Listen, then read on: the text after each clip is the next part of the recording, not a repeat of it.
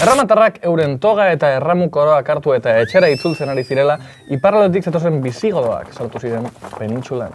Bisigodoek turismundo, sisebuto edo txindasbinto bezalako errege izan zoragarriak oparitzeaz gain, gerrate zibil ugari sortu zituzten penintsula osoan zehar. Halako batean, hegoaldeko musulmanei laguntza eskatu zieten, eta horiek Iberia osoa menderatzeko baliatu zuten gonbidapena.